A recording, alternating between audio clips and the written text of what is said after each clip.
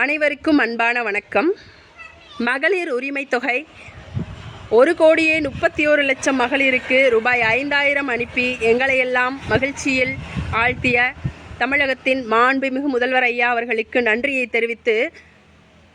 தெரிவித்துக் கொள்கிறேன். இந்த 5,000 ரூபாய் ஓட்டுக்காக தான் கொடுத்திருக்கிறார் முதல்வர் அவர்கள் என்று சில மக்கள் பேசிக்கொண்டிருக்கிறார்கள். அவர்களிடம் நான் கேட்கிறேன், அரியணையில் ஏறிய அடுத்த கணமே அன்றைய உணவுக்கு அரிசி கூட வாங்க முடியாமல் இருந்த ஆயிரம் குடும்பங்களுக்கு 4,000 நிவாரணத் தொகை வழங்கிய முதல்வர் அன்று அவர் 4,000 வழங்கியது மறந்து விட்டீர்களா? அன்று அவர் ஓட்டுக்காக அந்த 4,000 கொடுத்தாரா? வறுமையில் வாடிய மக்கள், வருமானம் இருந்து கொண்டிருந்த மக்களும் வளமாக இருந்த மக்களும் கொரோனா பேரிடரால் வருமானத்தை இழந்து வறுமையில் வாடிய போது அரியணையில் அமர்ந்த அடுத்த கணமே முதல் கையெழுத்தை இட்டாரே, அனைவருக்கும் 4,000 கொடுக்க வேண்டும் என்று. அந்த 4,000 ஓட்டுக்காக கொடுத்தாரா? இந்த 5,000 ஓட்டுக்காக கொடுத்தார் என்று கூறுகிறீர்களே.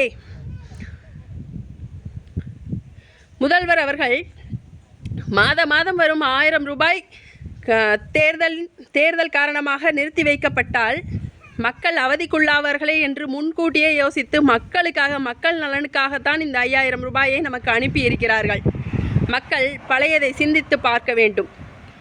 அதேபோல் முதல்வர் அவர்கள் எடுத்த உடனேயே சிலரை போல் நான் முதலமைச்சராக வருவேன் என்று கூறி வந்து முதல்வர் பதவியில் அமரவில்லை. அவர் திமுக தலைவராக, எதிர்க்கட்சி தலைவராக, இளைஞரணி செயலாளராக, மேயராக, அமைச்சராக, துணை முதல்வராக என்று பல பதவிகளை அடைந்து 14 வயது முதலே தன்னை பொது வாழ்வில் அரசியலில் ஈடுபடுத்தி கொண்ட முத்தமிழறிஞர் டாக்டர் கலைஞர் அவர்களின் மகனாக இருந்து பல அனுபவங்களை பெற்றுதான் இன்று அரியணையில் வந்து முதல்வராக அமர்ந்து மக்கள் நாயகராக, மக்கள் நல்லாட்சி நாயகராக இருந்து நமக்கு நல்லது செய்து கொண்டிருக்கிறார். ஆக என்னுடைய துறை பேச்சுத்துறை என்றால் பேச்சுத்துறையில் மட்டுமே எனக்கு அனுபவம் இருக்கும். அதில் மட்டுமே நான் சிறப்பாக செயல்பட முடியும். அந்த துறையில் எனக்கு ஏதேனும் பதவியோ பொறுப்போ கிடைத்தால் நான் என்னால் முடிந்த உதவிகளை மற்றவருக்கு செய்ய முடியும். ஏனென்றால் பேச்சுத்துறை பற்றி எனக்கு தெரியும். விளையாட்டுத்துறை என்பது எனக்கு தெரியாத ஒரு துறை.